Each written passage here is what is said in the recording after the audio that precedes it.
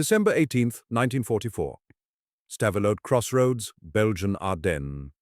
SS Oberscharführer Kurt Meyer, commanding Tiger 1 No. 323 of Schwerpanzer, Abteilung 501, positioned his 56-ton beast at the intersection with absolute confidence. His 100mm frontal armor had never been penetrated by American tank guns, not once in 14 engagements across France and Belgium. At 800 meters, 3 Sherman 76mm tanks emerged from the fog. Meyer ordered his gunner to prepare. Before his Tiger could fire, the lead Sherman's muzzle flashed. The round struck his glacis plate dead center and punched clean through. Impossible. The crew bailed as ammunition cooked off. Meyer survived to ask the question that haunted every Tiger commander that winter: what ammunition could do the impossible? September 1944. Normandy hedgerows to the Belgian border. American Sherman tank crews learned a brutal mathematics. Tiger I tanks were nearly invincible from the front. The German Panzer VI Tiger I mounted an 88mm KBK 36L/56 gun behind 100mm of frontal hull armor and a 120mm gun mantlet. At 56 tons, Tigers could engage Shermans at 2,000 yards and win every time. The math was unforgiving. Sherman 76mm guns firing standard M92 armor-piercing ammunition could penetrate 3.9 inches, just under 100mm, at 1,000 yards. Tiger frontal armor measured exactly 100mm on the hull, 120mm on the gun shield. Even at point-blank range, Sherman crews couldn't reliably penetrate a Tiger head-on. They needed flanking shots against the 80mm side armor or desperate shots at the 25mm rear plate. American tank doctrine reflected this reality. Training manuals instructed crews to avoid Tigers, call for tank destroyers, or attempt flanking maneuvers with numerical superiority. The unofficial rule: 5 Shermans to kill 1 Tiger. Even German officers acknowledged it. One Tiger commander, captured near Metz, told interrogators, "One of our Tiger tanks is worth 4 of their Shermans, but the Americans always bring 5. The psychological impact had a name: Tiger fever. Sherman crews saw the massive 56-ton silhouette and panicked. Some crews abandoned perfectly functional tanks rather than face German heavy armor. The numbers told the story. Germany produced approximately 1,350 Tiger I tanks between 1942 and 1944. America produced over 50,000 Shermans. But individual Tiger units achieved kill ratios of 10-to-1 or higher. The 501st Heavy Tank Battalion claimed over 500 Allied tank kills with fewer than 45 Tigers. Michael Whitman, the legendary Tiger ace, destroyed 138 Allied tanks and assault guns in a single Tiger. Quantity could defeat quality, but at horrific cost in American lives. Then came the forbidden solution. In 1943, American ordnance engineers developed HVAP, high-velocity armor-piercing ammunition. The M93 shot used a tungsten carbide penetrator core surrounded by a lightweight aluminum sabot that fell away after leaving the barrel. The physics were revolutionary. Lighter projectile, same propellant charge, dramatically higher velocity. HVAP rounds left the 76mm gun at 3,400 feet per second versus standard armor-piercing's 2,600 feet per second. That 30% velocity increase translated to 6.3 inches of penetration at 1,000 yards, 60% better than standard ammunition. 6.3 inches, 160 millimeters. Enough to defeat Tiger frontal armor at combat ranges. Enough to punch through the glacis plate, the gun mantlet, even the thick armor around the driver's vision port. Sherman 76mm tanks equipped with HVAP could engage Tigers head-on and win. The game changer existed, but crews couldn't use it. Tungsten carbide was strategic material. America needed tungsten for bombing campaigns. Incendiary bombs used tungsten components. Navy battleships needed tungsten armor-piercing shells for fighting Japanese heavy cruisers. Machine tools manufacturing thousands of conventional shells required tungsten carbide cutting edges. Every HVAP round represented tungsten that could produce 100 conventional rounds or a dozen cutting tools. The strategic calculus was clear: conserve tungsten for maximum impact. Tank units received HVAP in tiny allocations, 3 to 5 rounds per Sherman. Orders were explicit: use only on critical targets. Tank destroyer battalions received priority. Their 76mm guns used the same ammunition, and their doctrine focused on killing enemy armor. Regular Sherman units got scraps and strict conservation orders. Crews loaded HVAP, carried it through France and Belgium, watched Tigers destroy their friends, and couldn't fire the rounds that could save them. Lieutenant James Bates, commanding an M4 A376mm Sherman in the 3rd Armored Division's 33rd Regiment, wrote home in November 1944, "We have the rounds that could kill Tigers, but they told us to save them." For what? Our funerals. Every time I see that tungsten sitting in the rack, I think about Jimmy's crew burning to death outside Ardennes. We could have helped them. We had the ammunition. We just weren't allowed to use it. The frustration was universal. Sherman crews possessed game-changing technology. They trained on HVAP penetration capabilities. They understood that tungsten could equalize the Tiger's advantage. But strategic priorities and conservation orders meant those few precious rounds stayed in the ammunition racks while Tigers dominated the battlefield. The impossible solution existed. It just couldn't be used. Until December 16, 1944, when everything changed. December 16, 1944, 05:30 hours. Belgian Ardennes. The darkness shattered.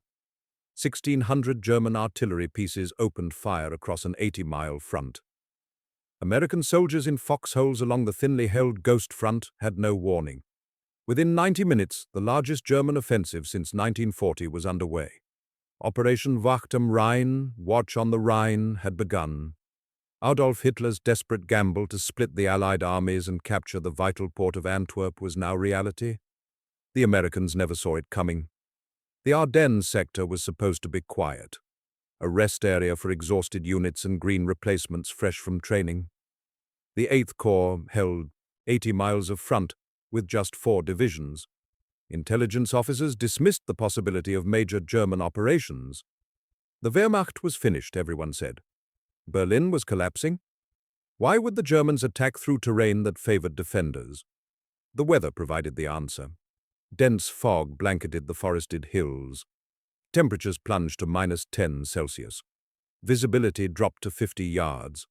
Allied air superiority meant nothing when planes couldn't fly. Through that fog came 200,000 German soldiers and over 600 tanks. 3 armies, 6th SS Panzer Army in the north, 5th Panzer Army in the center, 7th Army protecting the southern flank. The panzers included Germany's most feared weapons, 30 Tiger I and Tiger II heavy tanks from Schwer Panzerabteilung 501 and 506, plus hundreds of Panthers from 1st SS Panzer Division Leibstandarte and 2nd Panzer Division. The strategic objective was audacious: drive 100 miles to Antwerp, split British forces from American, force a negotiated peace, buy time for Germany's new jet fighters and V weapons to change the war's trajectory. American units disintegrated under the initial assault. Green troops from the 106th Infantry Division surrendered in regiment-sized formations. The 99th Infantry Division's positions were overrun. German commandos in American uniforms created chaos behind the lines, cutting communications and spreading panic. SS Kampfgruppe Piper, a spearhead formation built around Tiger IIs and Panthers, massacred American prisoners at Malmedy. Within 48 hours, German forces had penetrated 20 miles into American territory. The situation was critical. Major General Maurice Rose received the call at his 3rd Armored Division headquarters in Stolberg, Germany, on December 17th. The Spearhead Division had been recuperating after 5 months of continuous combat from Normandy through Belgium. They'd liberated Mons, captured 8,000 German prisoners, and fought through the Siegfried Line fortifications. Now they were exhausted, under strength, and needed rest. Rose had just 232 operational Sherman tanks, a mix of 75mm and 76mm variants, and several up-armored M4A3E2 jumbo assault tanks. Many crews were replacements with minimal combat experience. The order was simple: move to Hotten, Belgium, and hold the northern shoulder of the German penetration. Stop the panzers from reaching the Meuse River. Rose understood what that meant. His division would face the best armored formations Germany could field, SS Panzer divisions with Tigers and Panthers, in weather that grounded Allied air support and favored German armor. He'd lost most of his combat power to reinforce other sectors. All he had left was the understrength Combat Command R. It wasn't enough, but it had to be. Brigadier General Truman Boudinot commanded Combat Command B. Colonel John Wellborn led the 33rd Armored Regiment. These men had commanded armor across Europe for 6 months. They knew Tigers. They'd watched Tigers destroy Shermans at ranges where American guns were useless. They'd executed flanking maneuvers that cost 3 or 4 Shermans to kill 1 Tiger. They'd followed the HVAP conservation orders because strategic priorities demanded it. Those orders made sense in normal operations. The Ardennes wasn't normal. Colonel Frederick R. Dent, the 3rd, commanded the 33rd Armored Regiment under Wellborn, West Point graduate, class of 1935. Veteran of every major engagement since Normandy. Dent understood armor warfare, tungsten scarcity, and command responsibility. He also understood his crews were about to face Tigers in the worst possible conditions: fog-shrouded forests, narrow roads, point-blank ambush ranges where Sherman's numerical advantages meant nothing. Conservation orders assumed normal operations. This was existential crisis. On December 17th, as 3rd Armored Division columns moved south through icy darkness toward Hotten, Dent made his decision. He gathered his battalion commanders and issued new orders. Use every HVAP round. No more conservation. Kill every Tiger you see.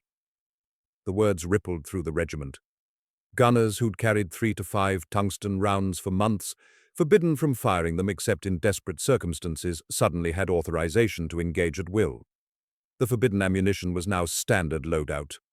Tank Commander Sergeant William Cooksey, 3rd Battalion, 33rd Armored Regiment, remembered the moment. The colonel said, "Tungsten or coffins, your choice."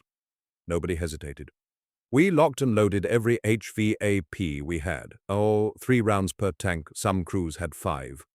We'd been carrying them since France, watching Tigers kill our friends, while we saved tungsten for critical targets. Every Tiger was critical now. The authorization carried risk. HVAP represented strategic material, tungsten needed for bombing campaigns, Navy shells, industrial tooling.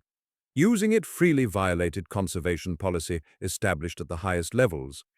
If the Ardennes offensive failed, Dent could face court-martial for wasting irreplaceable resources. But if he didn't authorize HVAP use, his crews would die fighting Tigers they couldn't kill. The calculation was brutally simple: forbidden ammunition or dead soldiers. Dent wasn't alone. Across First Army, other commanders made similar decisions. Tank destroyer battalions, which had HVAP priority, began distributing rounds to regular Sherman units. Supply officers who'd been hoarding small stockpiles released them. The strategic tungsten shortage that had governed ammunition policy for 18 months suddenly mattered less than stopping German panzers 50 miles from Allied supply depots. Battlefield necessity trumped bureaucratic conservation. By December 18th, 3rd Armored Division task forces were engaging German armor along the Hotten-Stavelot axis. Weather conditions were brutal: temperatures at -15 Celsius, snow mixed with freezing rain, visibility under 100 yards. Perfect ambush conditions for Tigers. German commanders positioned their heavy tanks at crossroads and narrow defiles where Shermans couldn't maneuver. The tactical situation favored defenders with thick armor and powerful guns. Tigers could wait in hull-down positions and destroy approaching Shermans before American crews saw them. But something had changed. Sherman crews approaching German positions weren't retreating or calling for support. They were loading tungsten rounds and engaging frontally. The forbidden ammunition was about to meet invincible armor. At 0830 hours, December 18th, near Stavelot Crossroads, a Sherman crew from Task Force Lovelady spotted a Tiger 1 at 800 meters through morning fog. Standard doctrine called for withdrawal. The crew's gunner loaded HVAP instead. The question that had haunted Sherman crews since Normandy was about to be answered: could tungsten penetrate tigers? The physics of armor penetration are brutally simple. Kinetic energy equals 1/2 mass times velocity squared. That squared velocity term is critical. Double the velocity of a projectile and you quadruple its kinetic energy. Increase velocity by 30% and you nearly double penetration power. This mathematical reality drove every armor-piercing round design in World War II. The problem: how do you increase velocity without building a bigger gun? American ordnance engineers found the answer in 1943. They called it HVAP, High-Velocity Armor-Piercing. The M93 shot for the 76mm gun used a tungsten carbide penetrator core weighing just 4.6 pounds wrapped in a lightweight aluminum sabot that weighed another 2 pounds. Total projectile weight 6.6 pounds. Standard M62 armor-piercing shot weighed 15 pounds of solid steel. The HVAP round was 56% lighter. Here's where physics became lethal.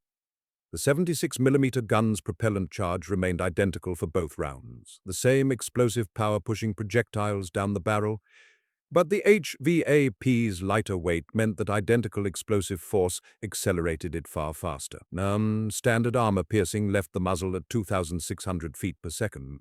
HVAP screamed out at 3,400 feet per second, 31% faster. That velocity increase, squared in the kinetic energy equation, meant the lighter tungsten penetrator hit with nearly double the armor-defeating power of the heavier steel round. The tungsten carbide core was key. Tungsten carbide ranks 9.0 on the Mohs hardness scale, harder than any armor steel Germany produced. When HVAP struck Tiger armor at 3,400 feet per second, the tungsten didn't deform or shatter like steel projectiles. It punched through like a drill bit, concentrating all its kinetic energy on a tiny impact point. The aluminum sabot fell away immediately after leaving the barrel, wind resistance stripping it off the tungsten core. Time 0.5s. Only the dense 4.6-pound penetrator continued to target. A hardened spike, moving at over 3 times the speed of sound. Ballistic Research Laboratory testing in 1944 proved the numbers. Standard M62 armor-piercing could penetrate 3.9 inches, 99 millimeters of vertical armor plate at 1,000 yards. HVAP M93 penetrated 6.3 inches, 160 millimeters at the same range. That's 61% more penetration. Against sloped armor, which increased effective thickness, HVAP maintained superior performance. At 500 yards, HVAP could defeat 7 inches of steel. At 2,000 yards, it still punched through 5 inches. The Ballistic Research Laboratory report concluded HVAP M93 demonstrates 58% improvement in armor defeat capability at combat ranges. Now compare those numbers to Tiger I armor. The frontal hull plate measured 100 millimeters, 3.9 inches of vertical steel. Standard armor-piercing could theoretically penetrate it at 1,000 yards, but battlefield conditions reduced effectiveness. Angle of impact, armor quality variations, and minor damage to armor-piercing rounds meant penetration was never guaranteed. Tiger crews knew American 76mm guns were marginal threats at best. The gun mantlet's 120 millimeters, 4.7 inches, was immune to standard armor-piercing at combat ranges. Sherman crews needed perfect side shots at the 80mm armor or desperate rear shots at 25mm plates. HVAP changed everything. At 1,000 yards, HVAP's 160mm penetration defeated the Tiger's 100mm hull with 60mm to spare, margin enough to guarantee penetration regardless of minor angle variations or armor quality. The 120mm gun mantlet. HVAP punched through with 40mm excess penetration. Even at extended ranges approaching 1,500 yards, HVAP could penetrate Tiger frontal armor.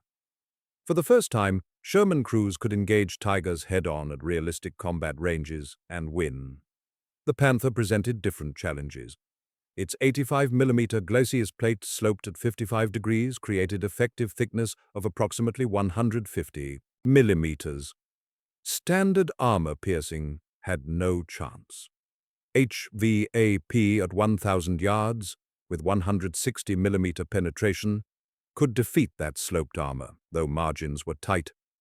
Panther's turret front measured 110 mm. HVAP handled it easily. The German armor advantage, built on thickness and angles that defeated conventional armor-piercing, suddenly faced ammunition that rendered those protections inadequate. But tungsten carbide was strategic material. America imported most tungsten from China, where wartime disruption limited supply. Domestic production couldn't meet demand. Every American war industry needed tungsten. The strategic bombing campaign required tungsten components for incendiary bombs. Navy battleships firing at Japanese cruisers needed tungsten armor-piercing shells for their 16-inch guns. Most critically, industrial machine tools used tungsten carbide cutting edges to manufacture everything from conventional shells to aircraft engines. One tungsten carbide lathe bit could machine parts for 10,000 conventional projectiles. The strategic calculation was harsh. Each HVAP round contained tungsten that could instead produce machine tooling capable of manufacturing 100 standard armor-piercing rounds. From a purely mathematical standpoint, tungsten should go to machine tools, not individual tank rounds. The bombing campaign had priority. Destroying German industry mattered more than equipping every Sherman with Tiger-killing ammunition. Navy operations in the Pacific required tungsten for fighting Japanese heavy cruisers at battleship ranges. Tank ammunition ranked third priority at best. Distribution reflected those priorities. Tank destroyer battalions, equipped with the same 76 mm guns as Shermans but dedicated specifically to killing enemy armor, received HVAP first. Their doctrine focused on ambushing panzers. Every TD engagement should kill a German tank. Regular Sherman battalions got scraps. 3 to 5 rounds per tank. Orders were explicit. Critical targets only. What constituted critical remained undefined, leaving crews carrying Tiger-killing ammunition they weren't allowed to fire. The conservation policy made strategic sense, but created tactical absurdity. Sherman crews trained on HVAP penetration capabilities. Time 0.5s, they knew tungsten could defeat Tigers frontally, but standing orders prevented use, except in undefined critical situations. Was a Tiger at 1,000 yards critical? What about 800 yards? If a Tiger was killing other Shermans, could you fire HVAP? Or should you save it for an even more critical Tiger later? Crews carried the solution to their primary tactical problem, but couldn't use it. Technical training emphasized HVAP's capabilities and limitations. The tungsten penetrator was smaller diameter than the bore, hence the aluminum sabot sleeve that fell away after muzzle exit. This meant accuracy suffered slightly at long range compared to full-caliber armor-piercing. HVAP was most effective at 500 to 1,500 yards, the exact range bracket where Sherman Tiger engagements occurred. Beyond 1,500 yards, accuracy degraded. Under 500 yards, any 76 mm round would penetrate Tigers. HVAP's sweet spot matched combat reality perfectly. Crews also learned HVAP's limitations against spaced armor and track assemblies. The hard tungsten penetrator could shatter if it hit external equipment before reaching main armor. German tanks' external stowage, spare track links, tools, equipment could defeat HVAP if the round struck them first. Crews were taught to aim for clean armor plates, glacis, turret front, gun mantlet. Avoid shots that might hit external clutter. Make every tungsten round count. By December 1944, Sherman crews had carried HVAP for months. They'd watched Tigers destroy their friends while forbidden from firing the ammunition that could save them. They understood the strategic calculus. Tungsten for machine tools meant more total ammunition production. But abstract strategic logic felt hollow when Tigers were killing Americans at ranges where Shermans couldn't fight back. The forbidden solution sat in ammunition racks, unused, while crews died. Until Colonel Dent said, "Use it." December 18th, 1944, 0830 hours. Stavelot crossroads, Belgium. Fog hung thick between the pine trees, reducing visibility to less than 100 yards. Lieutenant William McDowell's M4A3 Sherman, part of Task Force Lovelady under Lieutenant Colonel William B. Lovelady's command, crept forward along the icy road. McDowell's crew had been moving since before dawn, part of 3rd Armored Division's rush to plug the German breakthrough. They'd heard the reports, SS Panzer units everywhere, Tigers and Panthers pushing west, American units disintegrating. Then the fog shifted. 800 meters ahead, parked hull down at the crossroads, sat a Tiger 1. Number 323, Schwer SS Panzerabteilung 501, SS Oberscharführer Kurt Meyer's tank. The 56-ton beast sat perfectly positioned, glacis plate angled toward the American approach, 88mm gun already traversing toward McDowell's Sherman. Every engagement simulation McDowell had run said the same thing: withdraw, call for support, attempt flanking. Tigers won frontal engagements. Always. But McDowell's gunner, Corporal James Hartley, had already loaded HVAP. 3 rounds carried since France. Never fired. Always saved for critical targets. Colonel Dent's new orders changed everything. Hartley called the shot HVAP up. Range 800. Glacis plate. McDowell gave the command, fire. The 76mm gun cracked. The tungsten penetrator crossed 800 meters in under a second. It struck Tiger 323's frontal glacis plate 2 feet left of center line, exactly where 100 millimeters of steel protected the driver's compartment. The tungsten-cored, traveling at 3,400 feet per second, punched through. The penetrator continued through the driver, struck the ammunition storage behind him, and detonated 6 88mm rounds simultaneously. Tiger 323 erupted. Flames shot 30 feet from every hatch. Meyer and 3 crew members bailed from the turret. The driver never had a chance. Hartley stared through his gun sight. Did we just frontally penetrate a Tiger? McDowell keyed the radio immediately.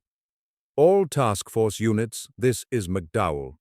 HVAP confirmed effective against Tiger frontal armor. Repeat, HVAP penetrates Tiger glacis. Engage at will.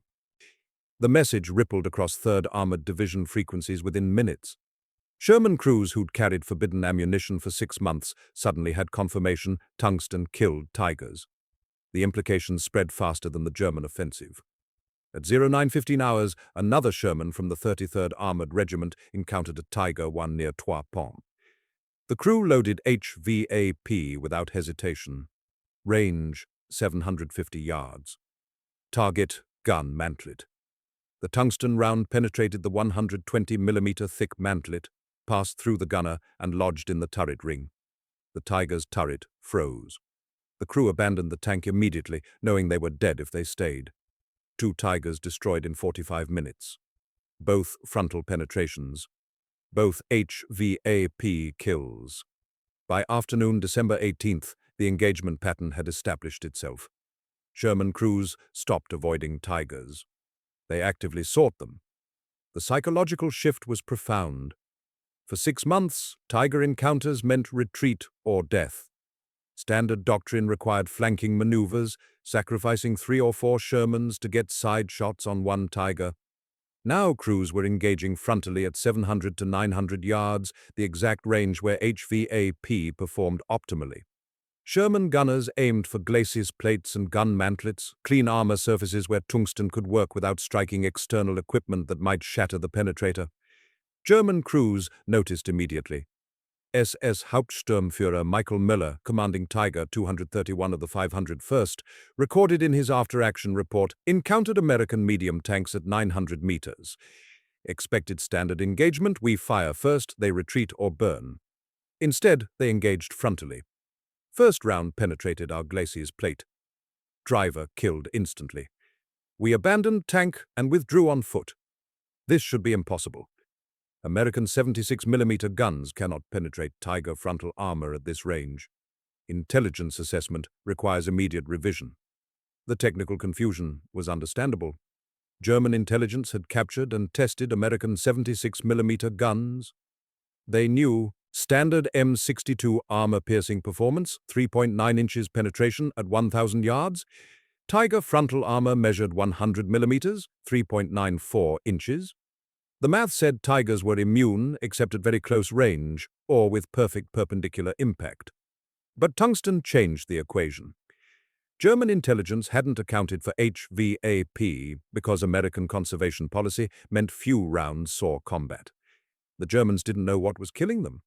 Lieutenant Colonel Samuel Hogan's task force, operating south of Stavelot, engaged 3 Panthers on December 19th. Panthers presented different challenges. 85mm glacis plates sloped at 55 degrees, creating 150mm effective thickness. HVAP at 160mm penetration could theoretically defeat that armor, but margins were razor-thin. Hogan's crews aimed for turret fronts instead. 110mm, well within HVAP's capability. All 3 Panthers suffered frontal turret penetrations. 2 crews bailed immediately.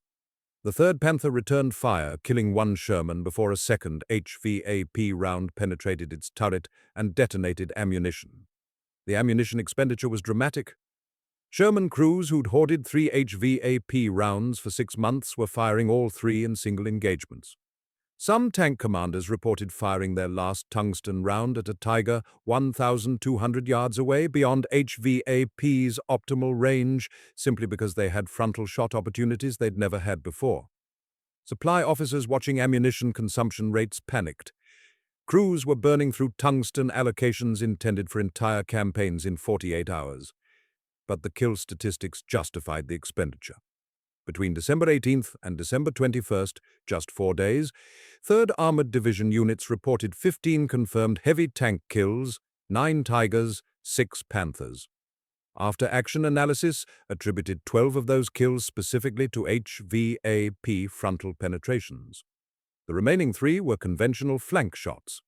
For comparison, 3rd Armored Division had destroyed 8 German heavy tanks in the entire month of November, all requiring flanking maneuvers that cost multiple American tanks per German kill.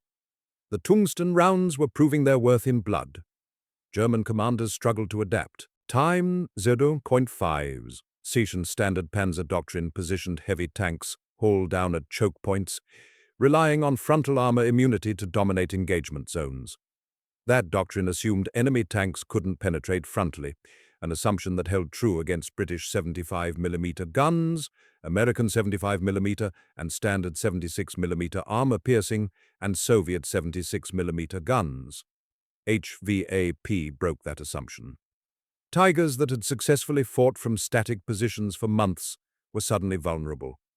Some units withdrew Tigers from frontline positions. Others attempted longer-range engagements beyond 1,500 yards, where HVAP accuracy degraded. Both adaptations reduced Tiger's battlefield effectiveness.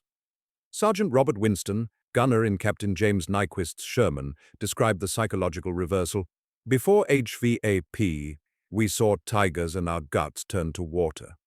You knew you were dead unless you got lucky with a flank shot. After Stavelot, everything flipped. We saw Tigers and thought, target. We had 3 rounds that could kill them head-on. Suddenly, they were the ones who should be afraid. On December 20th, we engaged a Tiger at the Houghton approach. I put HVAP through his mantlet at 850 yards. He never fired a shot. The crew bailed before we could reload. That's when I knew the Tiger's invincibility was over. The tactical revolution created logistical crisis.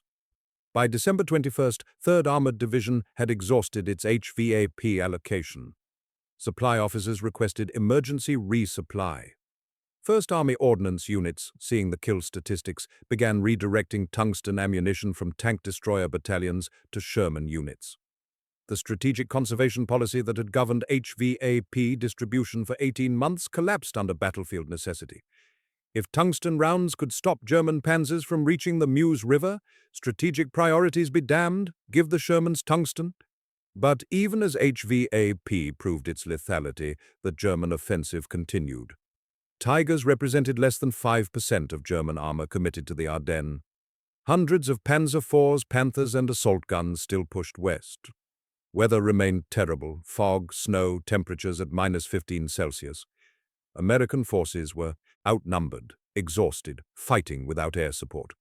HVAP gave Sherman crews the ability to kill Tigers, but it didn't stop the German breakthrough.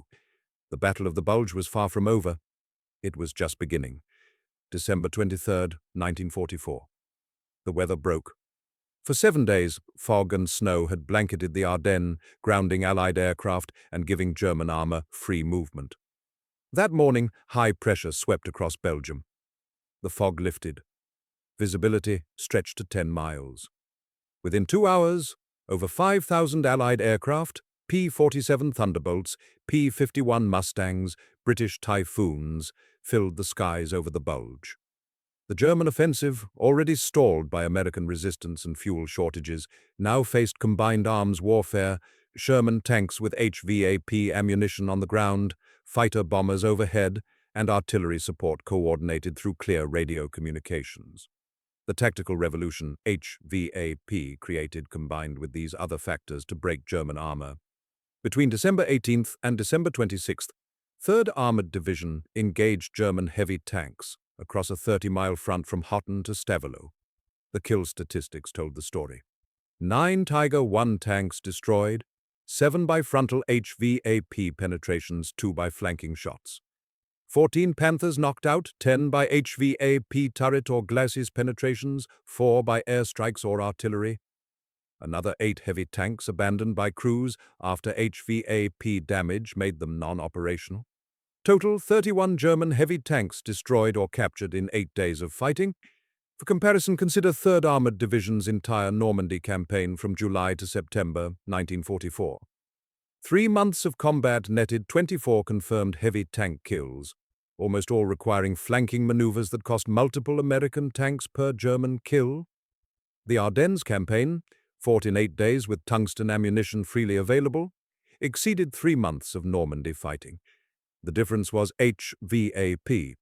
Sherman crews could engage Tigers and Panthers frontally at combat ranges and win. The tactical calculus had fundamentally changed. The cumulative effect was strategic. German commanders had positioned Tiger units as mobile reserves and breakthrough exploitation forces. Tigers would absorb American defensive fire, while lighter panzers flanked and penetrated.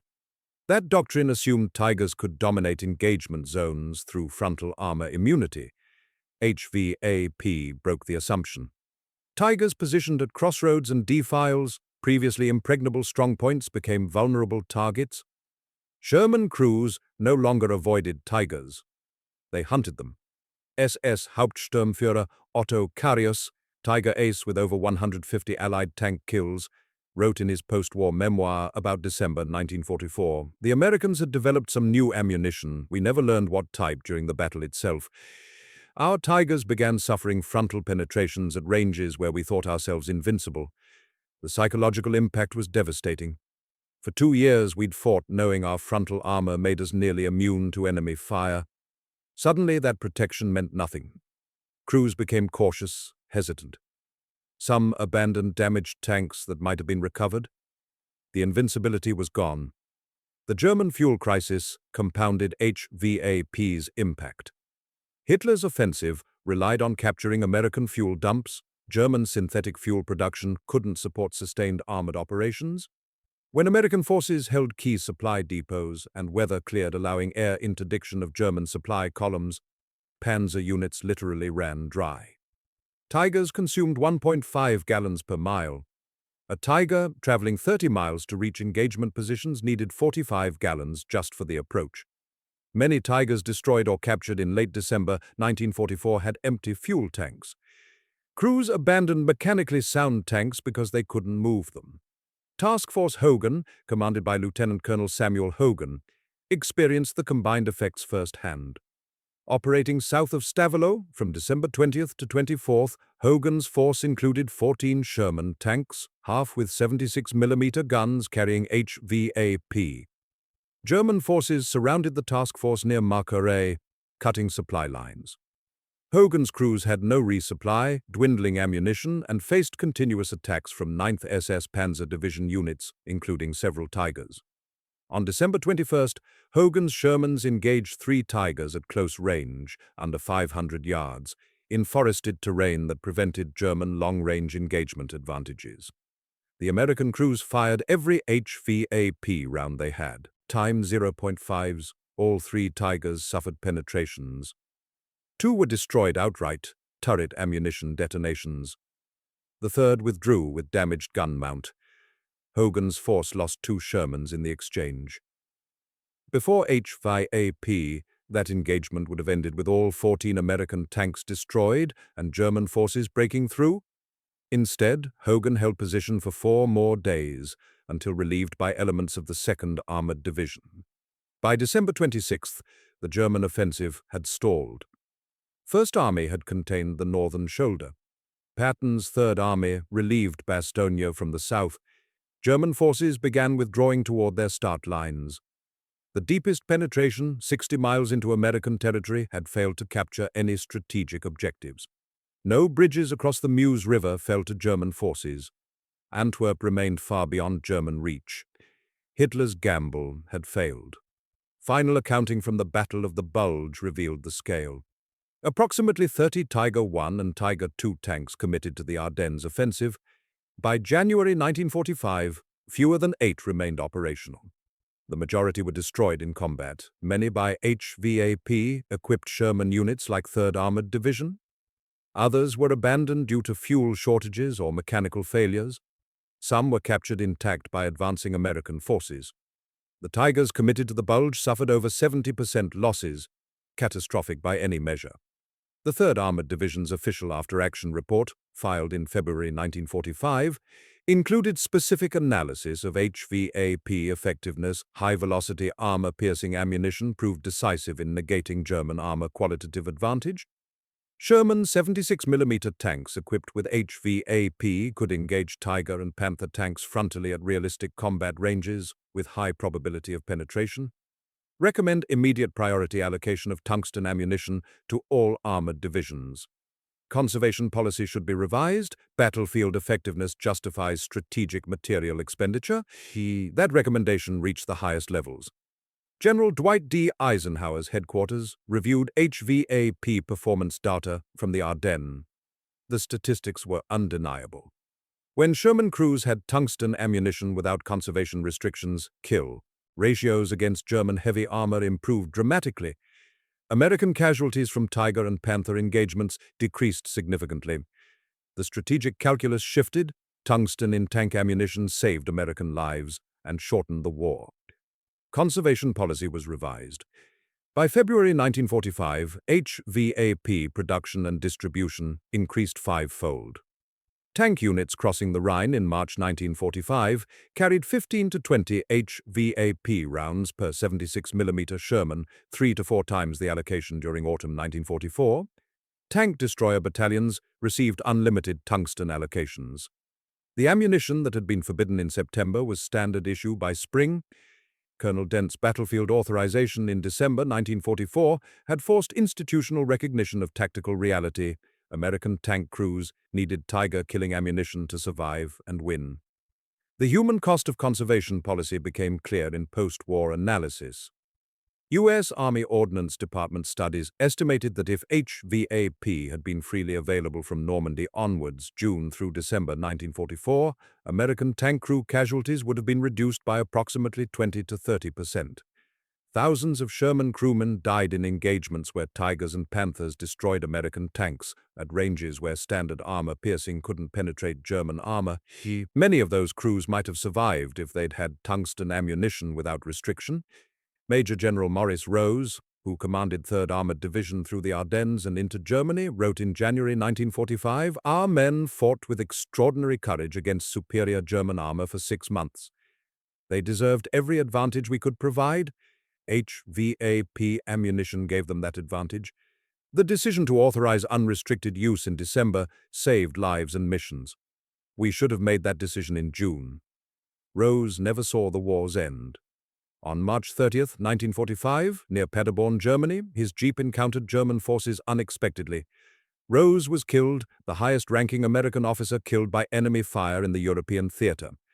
But his division, equipped with HVAP ammunition throughout the final campaigns, continued to destroy German armor at ratios that would have been impossible without tungsten rounds.